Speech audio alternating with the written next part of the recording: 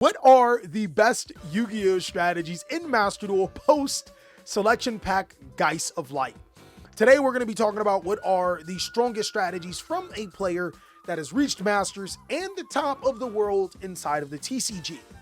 Let's go ahead and jump on in. So the first thing I want to say about this tier list, guys, is that yes, everything is subjective to opinion, but these are the strategies that I think will be easier to get to Masters and some of the strategies that will be the hardest to get to Masters. Of course, chat is going to be saying their opinions too. And if you guys have some strategies that I missed, or maybe you don't agree with my opinion, go ahead and let me know down below in the comment section. But this is coming from somebody that is very experienced, very skilled in the Yu-Gi-Oh! And takes the time to actually learn all of the strategies that he's talking about and give you precise and good information. And when I'm wrong, I'm man enough to tell you. So let's go ahead and start off with Branded, or as some players would say, Brain Dead. I think that Branded this is going to be the first time I'm going to put it in Takes a Good Pilot. Technically the second, but really the first, right? I think that the hits that happen to Branded is finally starting to catch up to it.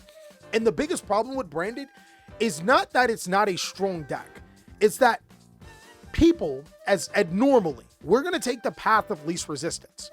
And if there is a deck that can do similar things, like still make big combos, right, with less cards and less setup and less brain work, people are going to pick that path of least resistance. And that's what's happening with Branded right now. There are just strategies that kind of do a little bit more, or probably a little bit, the same thing with less cards. But it's still a really, really good deck. As for Shining Sarcophagus, let me go ahead and stand up when I do this chat, because we got to talk about the big dog deck. We got to talk about my man's Berserker's favorite deck. I hope he's still here, big dog, because this deck kind of crazy, chat. I'm actually going to put it in experimental deck. And allow me to explain why I think it's an experimental type deck.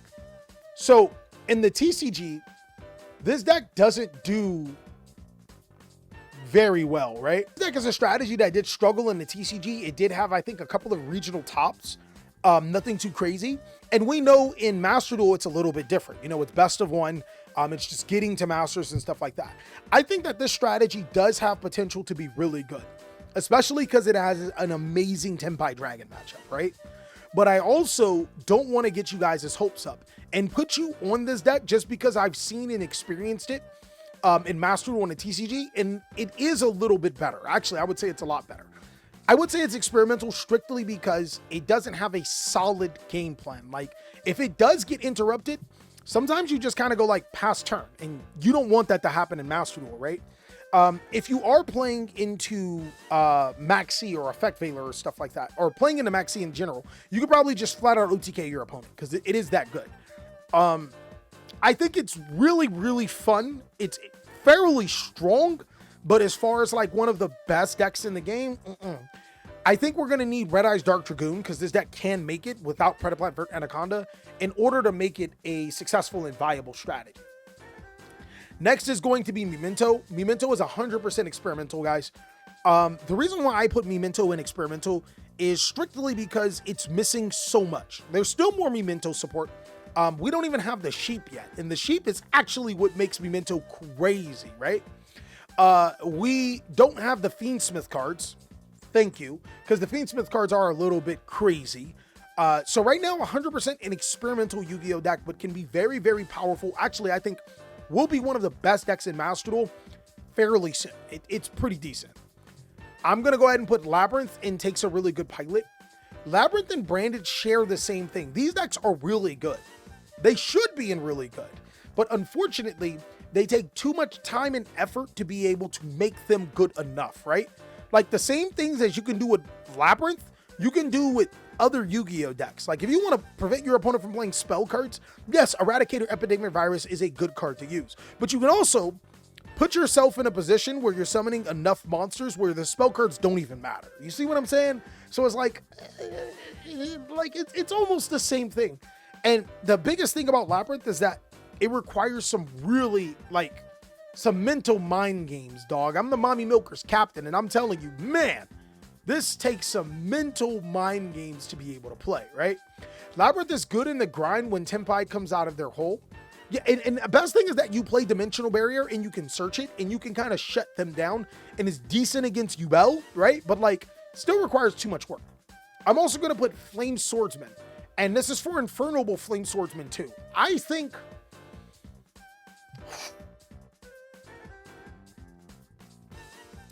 Okay, hear me out, guys. The reason why I put it in really good, I think Infernoble is crazy, right? Actually, I can't put it in really good. I got to put it in Takes a Good Pilot. I think Infernoble is crazy. Infernoble may just single-handedly be the best deck in Master Duel, bar none. But here's the problem. Infernoble is just like Branded and is just like Labyrinth, right? There's only so many negates and stuff that you can put up before you win. Whether you put up 60 negates or you put up 5 negates. If your opponent can't play past the 5 negates, why do you need to put up 60 negates? Infernoble feels like that. It's that deck that can put up 60 negates, but like I said before, there are easier to play strategies that put up less negates, but that's all you need to win the game. And the Flame Swordsman part to the Infernoble deck is going to add another element to it. It's going to add a base version that you can play. And even the pure version, I think, is really, really good. But I don't think that it's worth playing strictly because some of the other decks do more unfair things that don't require you to have a brain. Like Heroes. Heroes are pretty unfair that don't require you to have a brain. I'm just kidding. It's also... Nah, I ain't gonna cap. This deck's not as good as these. It's an experimental strategy. Heroes are okay. I think one of the biggest things that turn people off of Heroes is that it's incredibly expensive. And justifully, we're not going to pay that much for that deck. There's no cards or no situations that make Hero stronger than what it was before. And there's nothing that necessarily makes it bad, but there are just better decks to play. I'm going to put Dark Magician in the Xbox Crossplay off. And unfortunately, I'm also going to put Red Dragon Archfiend in the Xbox Crossplay off. I think right now in Yu-Gi-Oh! We're going to be going through a power creep. And it would be unfair for me to say that Red Dragon Archfiend is as strong as these decks when it comes to potential. Like, these decks can easily be way better decks, right? And all it takes is like one card. Unfortunately, Red Dragon Archfiend requires so much, right? Now, you guys are saying that Shiny Sarcophagus is Dark Magician support. The only Shiny Sarcophagus deck I know is Dogmatica and Pure. I've never seen a competent Dark Magician Shining Sarcophagus deck. I would love to see it, and I'd love to be wrong, because I like Dark Magician. But no, dog, that's... The only thing that like matches with Shining Sarcophagus and Dark Magician is the Ebon Magician that can change itself to Dark Magician. Normally, when you mix strategies with one another, you need a little bit more overlap, right? At least that's coming from me. I'm going to make Dark Magician Shining Sarcophagus, and I'd love to see it, and I hope I'm wrong. Sword Soul... I think the only thing that keeps Sword Soul and Experimental is Baron the Floor. Not really a great deck, but Baron does get you there. Madolche, I would put into Takes a Really Good Pilot. Madolche is a good going second deck. The cool thing about Madolche is that if you opt to go second, right, and your opponent thinks you're on Tempai, and then they kind of do the Tempai things, and then you just straight up play Madolche and cook them. I think one of the biggest things that Madolche needs to be a little bit better is cast here a Finra to multiples, but I mean, a lot of decks could say that too, right? Solid deck, requires a lot of work to play. Blue Eyes. Bro, when Blue Eyes gets that new support, it's going to be crazy, though. It's going to be crazy. But we're not talking about that. Purrely is actually going to be my first really good deck. Purrely is a strategy that does require a little bit more thought than some of the other decks that are going to be in the category or higher. But Purrely rewards you with a monster that almost can't be beat. Like, it's kind of stupid how powerful that monster is. And you can almost say the same thing with Chimera. Chimera rewards you just to be able to play forever, and its ability to be able to mid-range and out-mid-range almost any deck in the game. I think that these two decks are really solid. So if you're picking up these decks, this deck requires a little bit too much thought. I'm a bot. I made a video on it. You guys go. I made a video. You guys will check it out when it comes out. But still, you kind of still play for free. And this deck's disgusting. Like, Purrely's just always going to be that, right? The reason Purrely unhits mattered, I don't even remember the unhits, right? Unless you can summon 4 times, Purrely will win. Bro, like, the only thing that stopped Purrely is maybe Maxi. Maybe. Like, if you got to catch him at a spot where they got a special summon. Maybe Maxi stops Purrely. A good Purrely player will just straight up cook you. I think Rescue Ace is also really good. Sleeping Memory is back to 3. I think that's one of the big things. Rescue Ace is... If Rescue Ace resolves Turbulence, I'd have to look into statistics.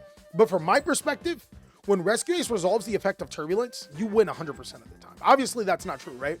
But resolving Turbulence... What do you guys think in the chat, guys? Like, normally when you get that card's effect off, it's tough sledding for the opponent. Or if you're going against Rescue Ace, normally when they resolve that effect, it's like, all right, pack it up, boys. At least for me, that's my experience. It's incredibly hard, not impossible to beat them, but it becomes incredibly hard. And just for them to have an instant win button, on top of it being a fire deck, on top of it having combos like normal fire decks, is what I think makes this deck really, really tough. It's like these decks, except it does have that auto win, kind of like how these decks do too, right? Voiceless Voice, I also think is really good. If they get started, almost impossible to stop. Like, once they get that Skull Guardian and Low of the Voiceless Voice in rotation, pack it up, buddy. And they have like fair elements to it, but it's just crazy once you get those important cards. Same thing with Centurion. And if you guys haven't noticed, all of these decks have like 1-card combos. They're 1-card combos, really consistent. And if they resolve their win condition, just pack it up. Just pack it up, chat. Like, there's like, go home. Like, there's no winning here. Like, if this deck is allowed to summon Blazar Dragon, it becomes incredibly hard to go against these decks. Voiceless can be one of the best because everyone make you go in first because of Tempai. Yeah, you're not wrong. I think there's an argument for it to be top deck. And I think there's an argument for all of these decks, but the next deck that I'm about to talk to you guys about is a little unfair. Salamangreat, really good pilot. Salamangreat has the potential, and I think all of these decks in the takes a really good pilot have the potential to not only get the Masters, but to get to ranked, right? But you really got to be on your P's and Q's, right? I love that this deck doesn't care about Maxi, because there's not a single deck in Yu-Gi-Oh! That can beat Baguska, Salamangreat Rage Pass. Like, I can't think of a deck that just like, oh, I win still. Like, doesn't matter how many cards you draw. If they get that on the field, it's almost sad. Pure Fire King. Or, I'm sorry, Fire King Snake Eyes. Damn. So Fire King Snake Eyes has Kirin the 2, and I still think it's one of the top decks. It just got Diabellstar, and if you guys don't know anything about the Snake Eyes Diabellstar, you guys are going to find out very, very soon. That card's unfair. It's one of the most unfair cards in the game. A lot of people thought that it was Poplar. A lot of people thought that it was Ash. Nah, it's really the Snake Eyes Diabellstar. That card enables so many different combos.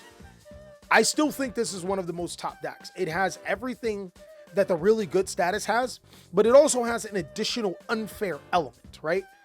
It can merge with almost any engine, and it's getting more support, and the new card is crazy good. Yubel, I would say Yubel's on the low end of top deck, but it's still a top deck. Phantom of Yubel is... like, chat, the fact that these decks, you could easily put these right here, I think shows that we're in a healthy game. But the reason why I have these decks higher is because these decks infinitely get stronger when we get Fiendsmith. Does Chimera? Yeah, but not as much as these decks, right? Also, on top of that, these decks just have naturally unfair cards. Everything about Chimera is balanced, right? The Chimera fusion monsters, pretty balanced. The fusion spell part, pretty balanced. It just takes a better player to bring it all out of them. This card has a free negation of monster effects, and this deck, I mean, like, this deck's almost an engine at this point in time. It's just engines on engines. I think cash is really good, simply because the format that we're in, graveyards do matter for the most part. I think Tearlament takes a really good pilot. Losing the field spell sucks. I also think that Plants takes a good pilot. The biggest problem with Plants is that, first of all, the timer, but second of all, it doesn't do enough broken things. The Rika Cone is pretty good, but I don't think it's good enough. I think Melodious is a top deck, and that's from the new pack. You guys are going to have to deal with Ostinato, which, if you don't Ash Blossom, then they full combo. And if you do Ash Blossom, they can activate another one. It has all of the elements of unaffected, your opponent can't do anything, and it's a crazy engine. I think you're going to see this deck being mixed in Chimera. You're going to see this deck being mixed, probably Yubel, Snake Eyes. You're going to see this getting mixed in so many decks, it's going to be annoying. And I think that this is one of the new top decks in the meta. Dragons, Experimental, Ritual Beast. Yeah, no, not only do you have to deal with Bricks and Maxi, it's just, I don't think it's good enough. Tenpai Dragon I put in top decks because even when your opponent is a complete bum, they still can win games. And that's just the pinnacle of top decks for me, right? You don't even need to think to make this deck. All you have to do is eventually synchro summon it to Transcendent Dragon, and everything seems to just fall in place, right? Is Mementos? Yeah, I put them in Experimental. RB is a top deck, but should forever stay and takes a good pilot because it's hard to play. I agree. I think these decks can be top decks. They just, unfortunate. Yeah, I think Goblin Biker, Gold Pride Punk is a pretty solid Yu-Gi-Oh deck. I put Dark Worlds in. I don't think they're crossplay off because of the Silver Loops now, but I still think they're experimental. I don't think that it's good enough to it's not worth the ultra rares, but it's a solid deck. I think that the Nimlaria, yeah, go home. Don't guys, don't buy that pack. Don't buy that pack. Same thing with the Live Twins. The Live Twins I would also put in Xbox crossplay off. Don't buy that pack. And then Pure Snake Eyes. Pure Snake Eyes, I would say is experimental. I think that Pure Snake Eyes needs that extra engine, right? Like you're going to need those Fiendsmith or those Azamina cards to make it work. But that Diabell Star card is a monster. But that's what I have for the Master Duel tier list post Geas of Light, guys. I really hope you guys enjoyed. Let me know what you guys think I got right, what I got wrong, and anything in between down below in the comment section. I can't wait to see what you guys have to say, and I'll catch you on the next video.